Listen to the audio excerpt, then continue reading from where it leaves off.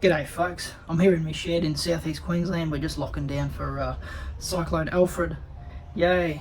Hasn't hit us yet, but apparently it's going to hit us late tonight. But anyway, about a year and a half ago, give or take, I decided to take the risk and start my own lawn care business.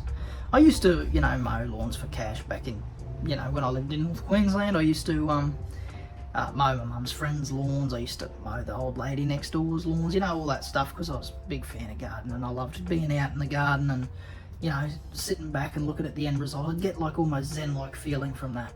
So I loved that.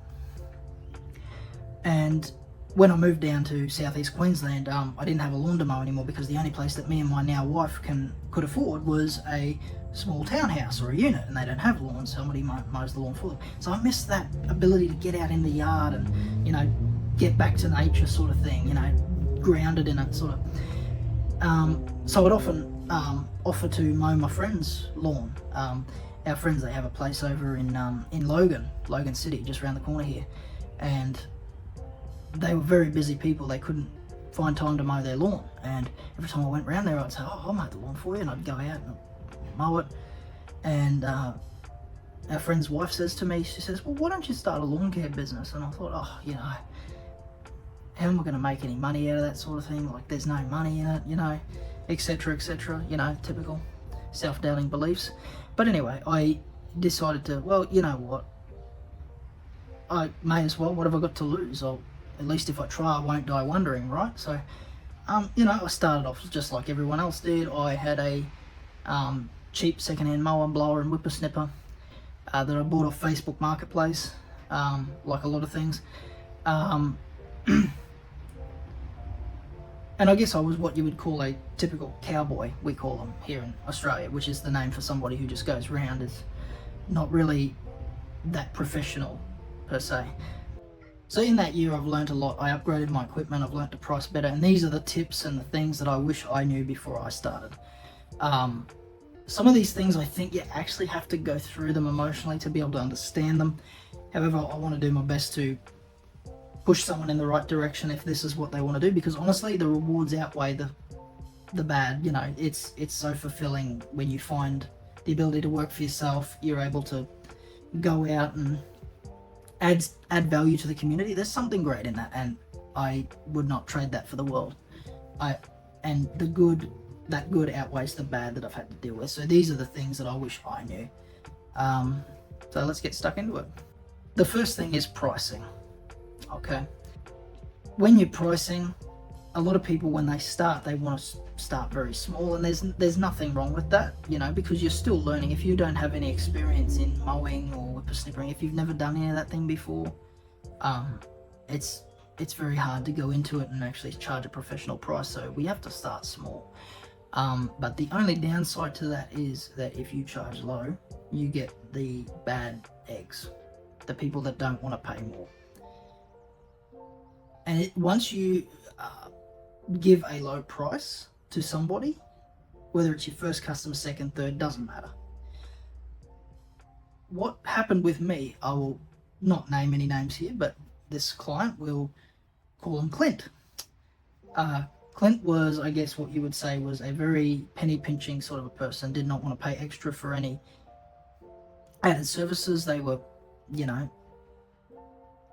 a very cheap customer.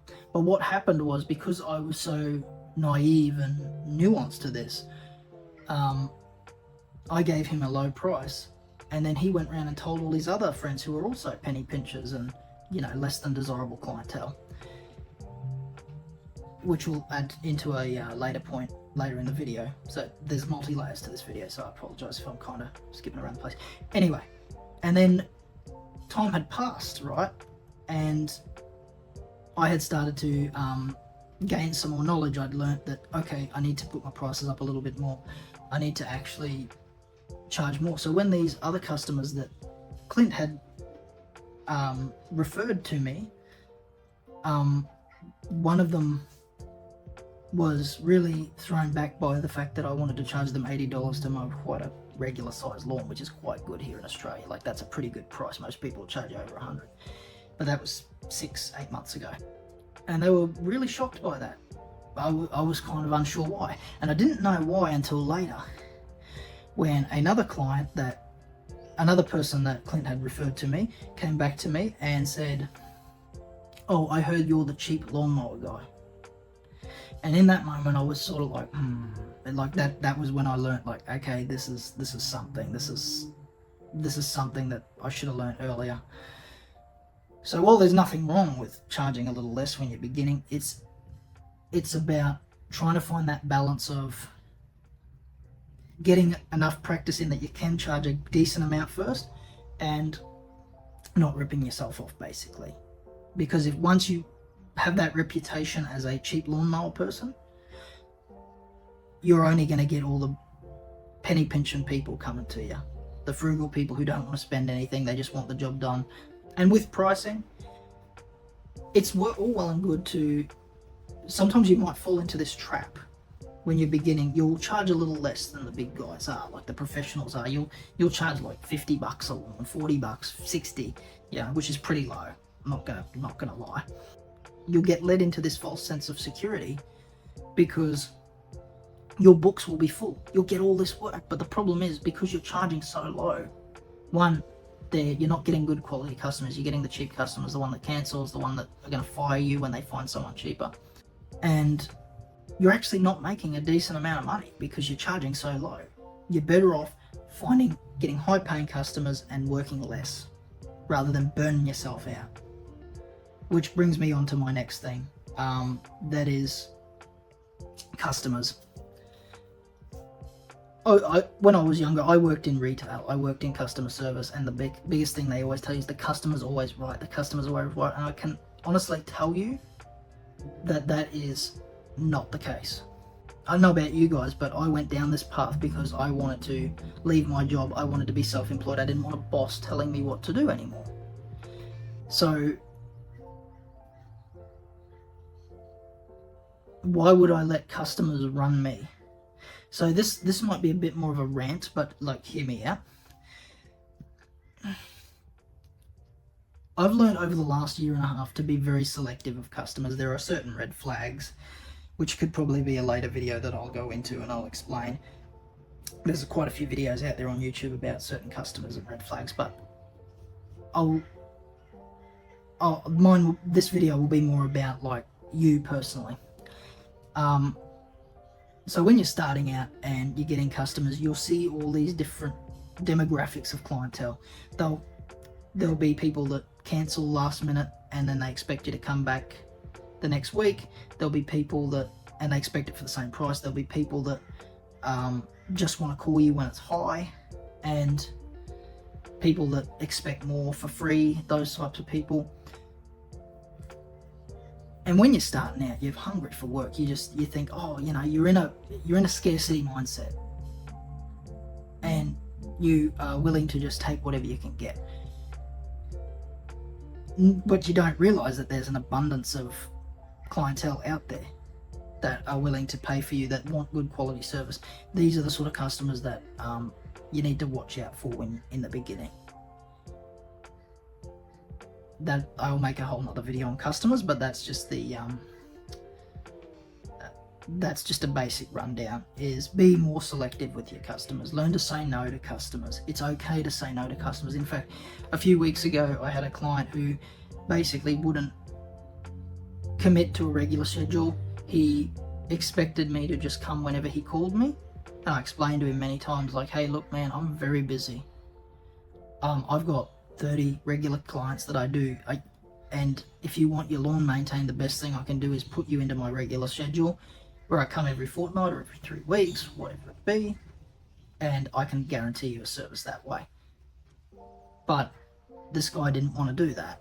He just kept saying, oh no, you just come whenever I call you. And in the end, I could have saved myself a lot of headache if I had just set out the boundaries in the beginning. This client just, basically I let him walk all over me because I was hungry for the work, and in the end I ended up having to be quite aggressive towards him towards the end, because I had let him walk all over me this whole time when I could have just stood up to him in the beginning, and it could have been a lot more cleaner, a lot more professional if I had just set that boundary right at the beginning.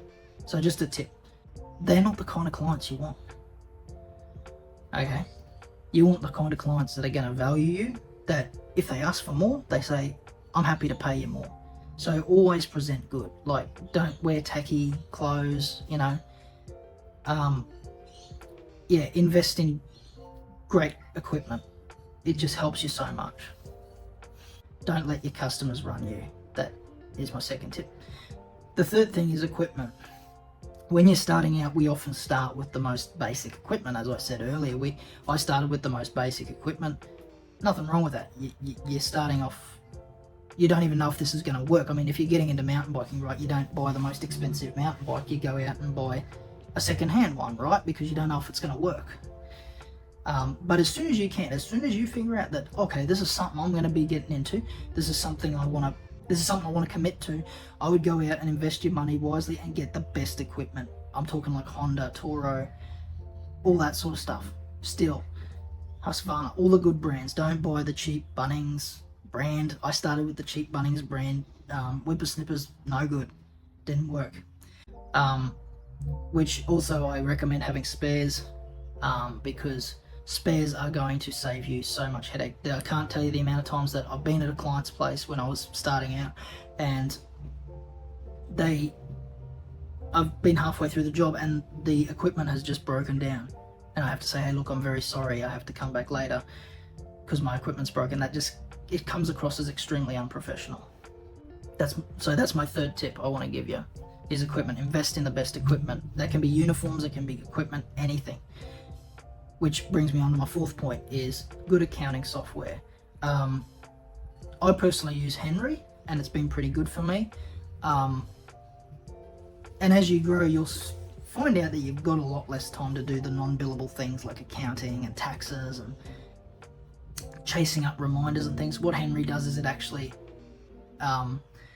it'll send reminders to your client, and it'll say you haven't paid and all sorts of good stuff. They also pay your taxes for you, so you never have to worry about taxes. They give you a separate bank account, client pays into that, whether it's through pay ID. You don't even have to have an invoice. If you just give them your pay ID and they pay into that, then the tax gets taken out. So it's very easy for some people that don't want an invoice, they just want a direct bank transfer.